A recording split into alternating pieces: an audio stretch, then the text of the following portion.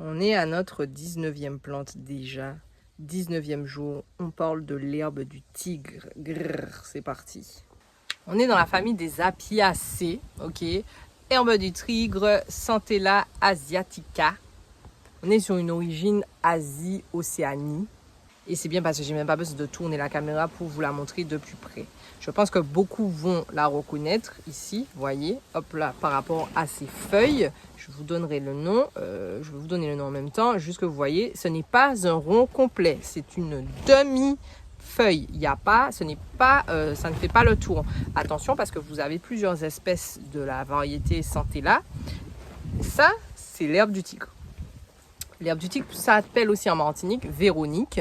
Elle s'appelle aussi Centella asiatica. Ça fait aussi partie de ces noms que vous allez retrouver. Gotukola, Antanan, Pegaga, Rami, Herbapou bois, Hydrocoti. Bon, bref, vous avez compris. Nous, on l'appelle herbe du tigre.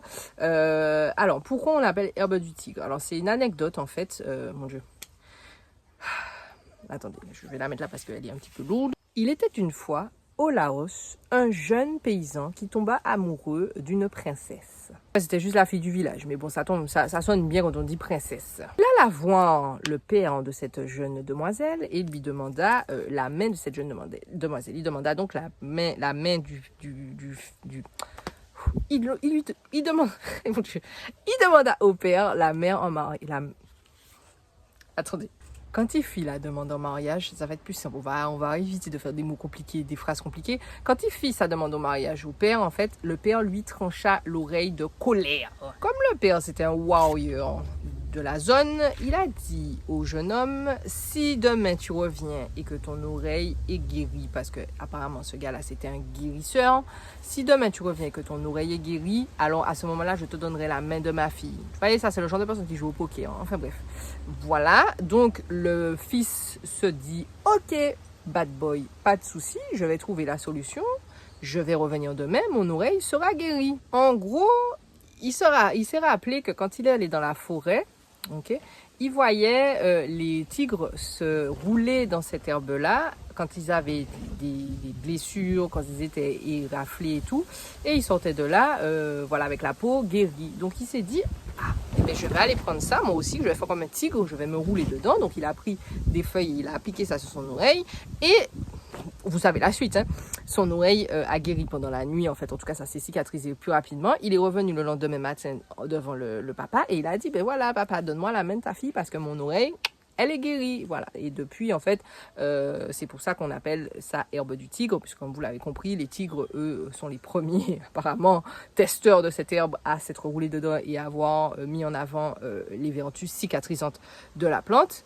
Mais pas que. Donc ça c'est la petite anecdote. Elle est très utilisée donc en médecine ayurvédique. Mon Dieu, et vous savez que moi j'ai du mal avec les noms. Ayurvédique. Voilà. Donc dans cette médecine ayurvédique, elle est très connue, elle est très utilisée et on la met en avant comme régénératrice des cellules de la peau. Voilà. Donc c'est pour ça que ça a aidé les tigres. Pas que, elle est aussi régénératrice des cellules nerveuses, donc ça améliore la concentration, ça améliore la mémoire. Donc en général, pareil, vous avez aussi, je crois que c'est en Himalaya, dans certaines régions ah mon Dieu Seigneur, la Vierge Marie et tout c'est ça, panoramique d'Himalaya, voilà, je vais y arriver, d'Himalaya, les yogis, ils utilisent cette plante pour pouvoir ascendre, pour pouvoir avoir une meilleure voilà, méditation, pour être plus détendu, pour vraiment aller en profondeur dans leur méditation. Elle est aussi utilisée pour renforcer les parois des vaisseaux, tonifier les parois des vaisseaux sanguins, améliorer la circulation sanguine ou traiter les varices. Donc en général, sur les traitements voilà, les produits que vous allez retrouver pour faire disparaître les varices, en tout cas pour les faire diminuer, vous allez souvent retrouver de l'herbe du tigre dans la Centella asiatica, parce que comme on vient de le dire, c'est vraiment bon pour tout ce qui est la circulation du sang et les vaisseaux sanguins. Voilà. Donc si vous avez de la Centella à la maison, n'hésitez pas à en utiliser. On va voir de toute façon comment on le fait juste après. Au Sri Lanka, il y a un proverbe qui dit que 2 feuilles de gotukola, voilà son autre nom, éloignent la vieillesse. Voilà. Donc comme vous l'avez compris, c'est vraiment, on est là sur la régénération, on est là sur de la jeunesse éternelle, on est là sur voilà, de préservation des cellules, que ce soit nerveuses ou de la peau. En parlant de peau, en fait, ça régénère les cellules de la peau, comme on l'a dit, et ça prévient une vieillesse prématurée. Enfin, ça stimule la production de collagène, stimule et ça protège la peau des agressions extérieures. Les peaux à problèmes comme le psoriasis et puis l'eczéma, toutes ces choses-là, l'urticaire, je vous conseille de regarder du côté de l'herbe à tigre pour ce genre de problématique-là. Enfin, oui, parce que sinon on va passer toute la journée. Au vu de son action, comme on l'a vu sur les vaisseaux sanguins, etc., elle a aussi une action sur les jambes lourdes. Donc ça soulage la sensation de jambes lourdes. Ça permet également, c'est loin, ça permet également l'évacuation des toxines. Meilleure évacuation en tout cas des toxines. Et par ce biais, voilà, vous voyez, il y a toujours une meilleure explication que juste que je vous dise. Ça réduit la cellulite et l'apparition des vergetures. Non, c'est parce que ça élimine les toxines. Donc, de ce biais, ça permet de redynamiser votre peau. De ce biais, ça réduit l'apparition de la cellulite, puisque ça draine aussi. Et de ce biais, ça permet de diminuer les vergetures.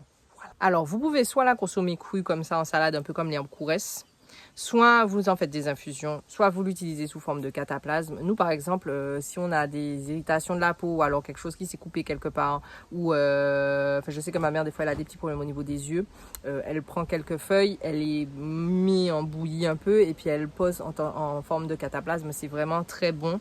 Sous forme d'infusion, vous pouvez le mélanger par exemple avec le pois bleu si vous voulez vraiment vous relaxer, si vous avez de la méditation, vous faites du yoga ou des choses comme ça, que vous voulez vraiment avoir une relaxation complète. Pas besoin d'en mettre beaucoup, une petite poignée suffit, voilà, quelque chose comme ça, surtout si vous le mélangez avec d'autres plantes, il n'y a pas besoin d'en mettre beaucoup, et vous pouvez le mettre directement dans la nourriture, quoi. Voilà.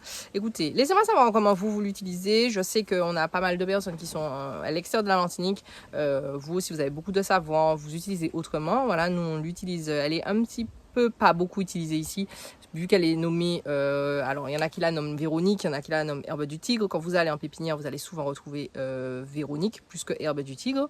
Voilà. Et il y en a très peu qui connaissent et qui savent à quoi ça ressemble et à quoi ça sert. Voilà. Donc laissez-moi savoir, vous, là où vous êtes, qu'est-ce que vous en faites, parce que je trouve que c'est une super plante que nous, on utilise assez régulièrement, que ça soit, comme je vous ai dit, pour les coupures ou bien même pour toutes les problématiques. Dans le jardin. Alors, dans le jardin, comme vous voyez, celle-là, elle est en pot. C'est pas très compliqué, c'est vraiment une plante qui est super sympa à avoir. Elle se multiplie très rapidement, elle se multiplie très facilement. La seule chose qu'il faut que vous reteniez, c'est une plante qui aime l'eau. Donc c'est pas, je vais pas dire que c'est une plante aquatique, mais presque. C'est vraiment une plante que vous allez retrouver dans des endroits frais avec beaucoup d'eau à côté. Ou alors il faut que vous l'arrosiez très souvent et il faut que le sol en fait soit soit mouillé et humide si vous voulez qu'elle se développe et qu'elle aille très loin. Donc comme vous voyez, c'est quand même assez rampant.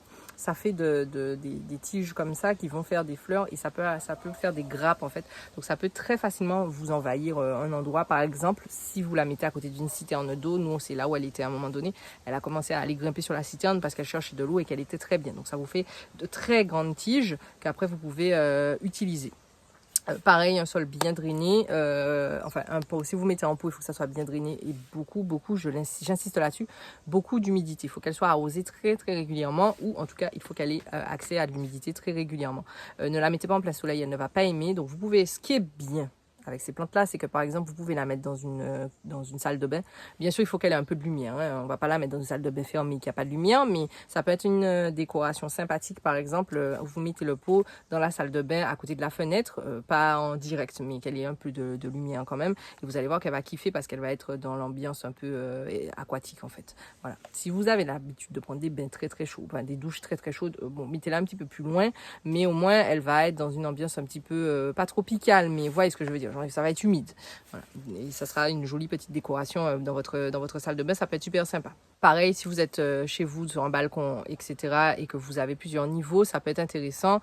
Si vous, par exemple, en dessus de vos bacs, vous avez des plantes, de la mettre en dessous, elle ne va pas mourir, ça ne va pas la déranger d'être en dessous des autres bacs. Elle va pouvoir, c'est ce qu'on a fait comme système chez une cliente, elle va pouvoir récupérer l'eau qui tombe, en fait, des bacs qui sont au-dessus si vous avez fait un drainage. Voilà, donc c'est tout bénef. Pour la multiplication, pareil, hein, comme on l'a vu, hein, vous prenez c'est comme les stolons, c'est un peu comme les fraises, donc vous prenez des têtes. Ici, par exemple, vous avez une tête, vous allez la prendre, vous allez la mettre dans un autre pot, elle va se multiplier assez rapidement. En 2 semaines, vous avez déjà une plante qui va peut-être ressembler même à ça. Donc c'est très rapide. Vraiment, c'est pas une plante qui est trop compliquée. Comme je vous ai dit, pas de soleil direct, beaucoup d'eau, ça devrait aller. Je m'arrête là, vous savez déjà, je vous mets la vidéo de hier ici si vous l'avez ratée. Et puis comme d'habitude, si vous avez aimé cette vidéo, laissez-moi savoir vous, comment vous l'appelez, voilà, où est-ce que vous êtes, d'où vous êtes, comment il s'appelle là où vous êtes. Voilà, je vous la mets là plutôt parce qu'il y a la vidéo là. Et puis, comme d'habitude, petit pouce, petit partage, petit commentaire. On se retrouve déjà demain, ça va vite, pour la nouvelle vidéo. À demain.